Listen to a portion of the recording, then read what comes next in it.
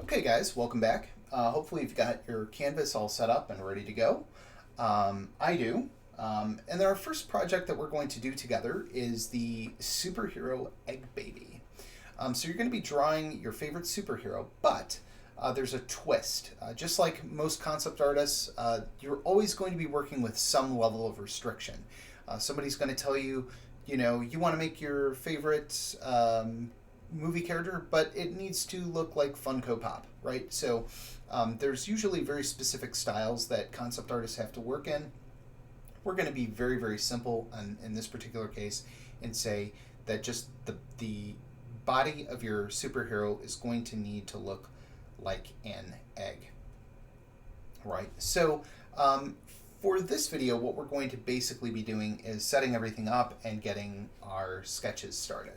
Okay, so one of the first things that you'll need to do is make some eggs so that you can make sure that you begin this project within the restrictions of the acceptance criteria, which in this case includes that egg. Okay, so we know that the egg is important, but there's a bunch of things that I didn't tell you about the egg. I didn't tell you what kind of an egg it is. Is it a chicken egg? Is it a quail's egg? Is it a robin's egg? Is it a fish egg? Is it a frog egg? Is it a dinosaur egg? All eggs have very different shapes to them. I also didn't tell you which way I want the egg to face. Do I want the short end or the smaller end of that sort of teardrop shape? Do I want the small end to the top, or do I want the small end to the bottom? These are the sorts of things that don't seem like they make a real big difference maybe at first. But if you start training yourself to think this way and to ask questions about what I didn't say, it allows you to find new ways to be creative and come up with exciting designs. Okay, so the first thing that we're going to do though is we're going to create an egg, and I'm just going to start very, very simply. What we'll do is we'll use a symmetry tool. This is under your brushes, this little butterfly over here, and we'll use vertical symmetry. And if I hold shift, I can drag this out. When I draw, one of the things that I tend to do is I tend to keep my wrist fairly stiff, and I use the rest of my arm to make things like circles and lines because it gives me a much stronger technical look to my work rather than have stuff that's sort of very hatched and messy. I like clean lines. That's how I draw. If you want to draw that way and train yourself, one of the things I recommend that you do, go out to your local drugstore, pick up a brace for your wrist, attach that, and start drawing with a wrist brace on. It will keep your arm, it'll make sure that your arm is the thing that's doing all of the work. All right, so we're going to make an egg, and we're going to use symmetry here, and so I'm just going to do something like that, and I can sort of taper that top off a little bit if I want. Now that's maybe not perfect, but if I turn my symmetry off and I want to make sure I click off on these paths, or I'm going to not be able to transform this correctly. But even if that isn't perfect, that's okay. Remember, we're just sketching. And we can also adjust our egg here a little bit. So if I go into Edit, Transform, and Warp, right, I can maybe make this look a little bit eggier. And then the nice thing is that once I have one egg, again, these don't have to be totally perfect, I can Alt-Shift, drag that over, Control-T to transform.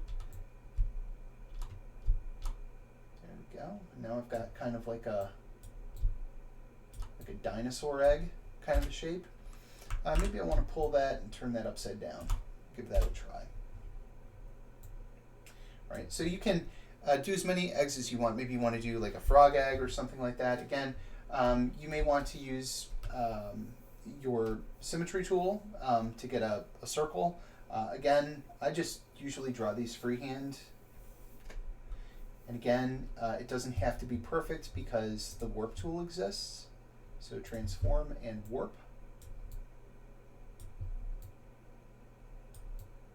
Just needs to be kind of close. And then I'm going to transform it.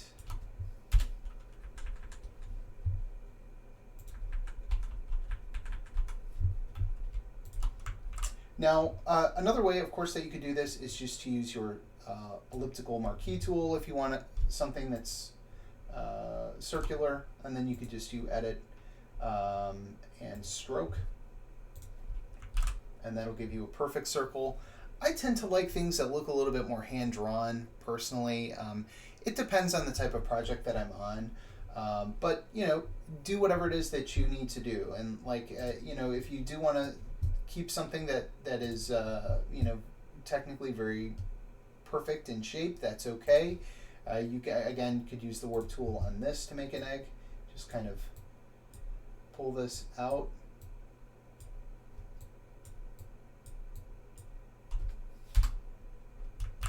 And voila, there we go. So once you've got your eggs, we're going to use those as kind of a base to sketch in. I've already made some up over here. And I'm going to turn a couple of these off. All right. So let's just start with this guy over here. And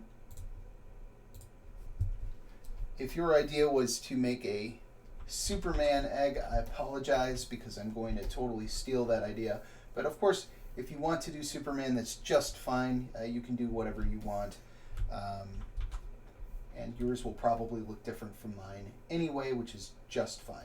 All right, so the first thing that I'm going to do, sketching this character out, I'm going to keep this guy very, very stylized. And I'm going to give him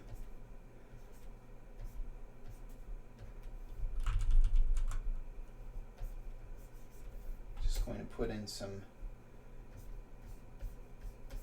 fists here. Sort of figure out where I want his arms to go.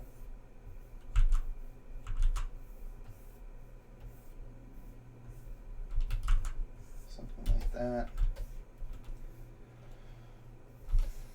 And then we'll give him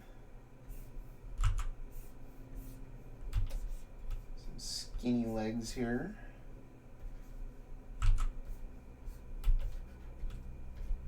That's where his boots will be.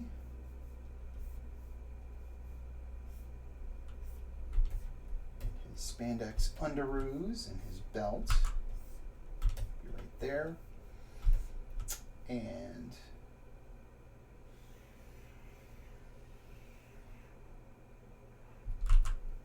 let's see, how does his collar go? Something like that, right? All right, because it's Superman, I'm going to make it look like an S.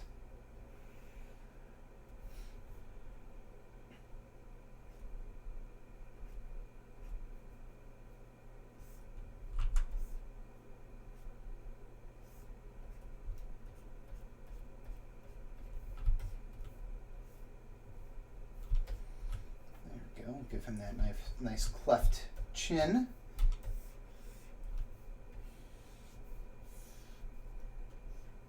Again, we're just sketching, so feel free to be nice and loose. And let's see, I want to give him kind of thicker arms here. If you've got a symmetrical pose, you might also consider using symmetry. That's okay though, we're not going to use that right now.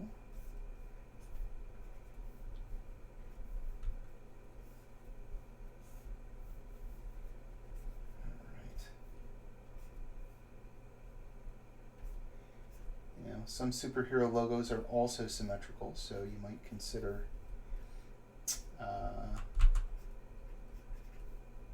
using your symmetry for stuff like that too.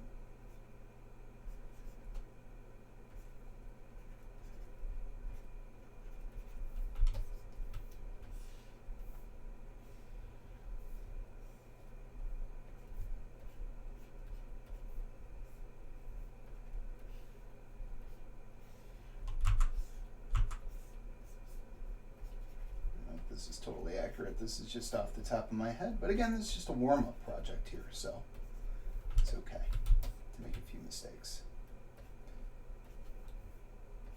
There we go. What's he missing? He needs this little shield on his belt here.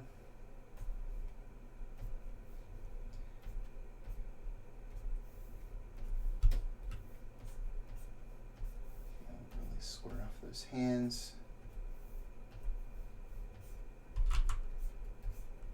Make them very shapely. We'll look at shape a little bit in class. And, you know, can add a little cape onto the back here.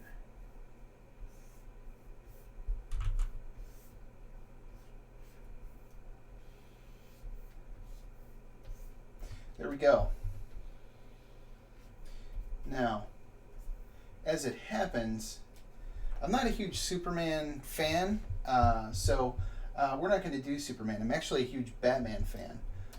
So for this particular project, I've already got a sketch done, and because I'm such a big Batman fan, I've actually chosen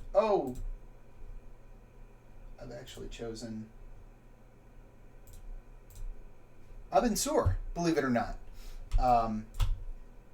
of Green Lantern fame. I didn't want to take two of the most popular superheroes, so I went with one of the lesser Green Lanterns, the Green Lantern known mostly for dying in Green Lantern lore. So this is an alien superhero. We've got, again, sort of our symmetrical symbol here. I've also added some bandages to him because Abin Sur is most well known for dying and giving his Green Lantern ring to Hal Jordan. So we're going to start with this particular sketch for next time, and we'll pick up next with line and fill.